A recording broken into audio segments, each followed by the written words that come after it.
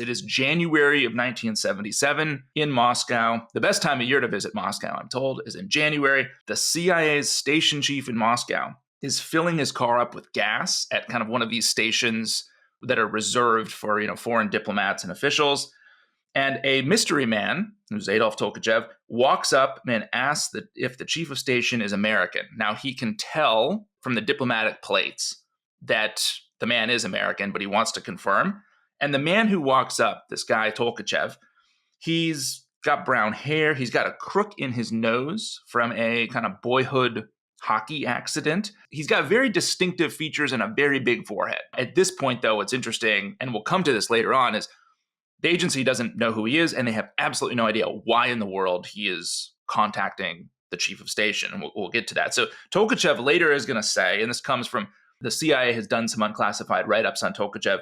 Tolkachev later notes that he had decided that the driver of the car he chose to approach had to be an American and not a Russian chauffeur due to his, quote, bright and beggarly clothing, trousers which had never seen an iron. No Russian chauffeur of a diplomatic vehicle would ever dress like that. So in other words, the chief of station was dressed so low rent that Tolkachev figured he could not be driving a well-placed Russian around. So Tolkachev puts a piece of paper in the front seat and walks away. CIA, again, doesn't know his name, doesn't know anything about him. And later in the station, the chief of station reads the note. Tolkachev basically, quite vaguely, says, I want to discuss matters on a strictly confidential basis with an appropriate American official. And Tolkachev then suggests a discreet meeting at a given time and place in the car of an American official at like a metro station entrance. I mean, even that seems quite risky to me, but he's clearly thought about it, Tolkachev, and he's been planning this and has worked out that might be a secure way of meeting someone, because there still seems even risk to that, putting a note in an American's car or suggesting meeting in their car. I think it is worth noting just how high risk these seemingly sort of innocuous things are. I mean, talking to an American, putting a note in the car. I mean, these are the kind of things that could ruin his entire life if he's spotted and if the KGB runs it down. I mean, at this time, Gordon, I mean, the KGB is maybe like 1 million strong. The vast majority of their sort of human capital of the KGB are in the second chief directorate, which is internal security, watching Russians in Russia. So Tolkachev has a lot of things to worry about, but he's an engineer at heart. He's very precise. And he's got sketches of the exact locations and where the car should be parked. He's clearly thought this through. And you would expect that, hey, a Russian has dropped into our lap, right? CIA would be chomping at the bit to talk to this guy.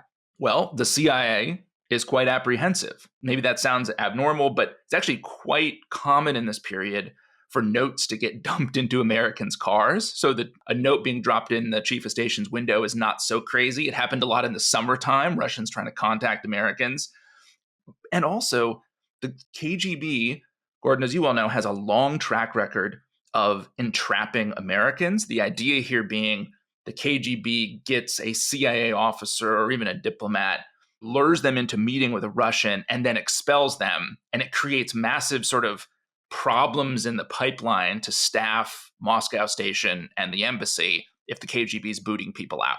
Yeah, it's called a dangle, isn't it? And you dangle someone who's under your control as the KGB to the CIA and say, you pretend he wants to spy for them, and it allows you to identify all the CIA officers. You know, that's something both sides do to each other. So there's a natural caution about a note being passed rather than thinking, oh, great, here's a potential spy for us. Exactly. And so, there's also some stuff going on in the high level kind of bilateral relationship. This is January of 77. So the Carter administration is taking power in Washington.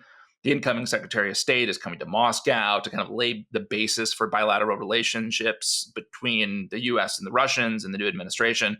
And so D.C., Langley, they don't want anything on the streets of Moscow to kind of complicate that. So they ignore Adolf Tolkachev. Now, Tolkachev is absolutely relentless, which is thematic in his character. He tries 2 more times in February of 1977. He knocks on the window of the chief of station's car. He drops papers inside. He starts to give, I think Tolkachev is realizing that the CIA needs a little bit more from him. And so he gives, in one of these notes, a bit of biographical detail that he works for what he calls a closed enterprise, which is basically a secret facility for defense work. And, again, the CIA still doesn't bite. Now, there's a fourth try in May of 1977. Tolkachev had been kind of hiding in a phone booth, tries to hand off a package to the chief of station, but the chief doesn't roll down the window, drives off. CIA headquarters at Langley has instructed the chief to ignore Tolkachev. And again, you mentioned, sort of dangles and expulsions on either side. A Soviet diplomat has just been expelled from New York.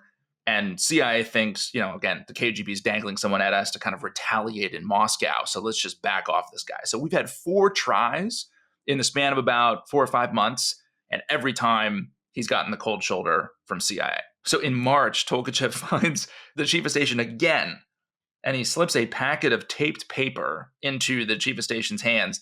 And at last here, Tolkachev reveals his identity and gives some information on his background to establish his bona fides. So the note has the P.O. box of the institute where he worked, which identifies him as an employee of the Scientific Research Institute for Radio Engineering, which is a great, wonderfully anodyne, bureaucratic kind of Soviet name.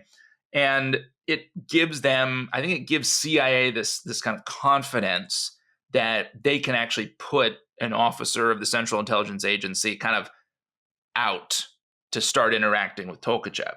And so at last, here in the spring of 1978, well over a year after Tolkachev's initial bump, the man who's going to become Tolkachev's kind of first case officer actually goes to the Bolshoi Ballet. He's at a performance of Anna Karenina. He goes out during the intermission and calls Tolkachev at home, uses a code name, says it's Nikolai, says, hey, we've gotten all your letters and we want to contact you.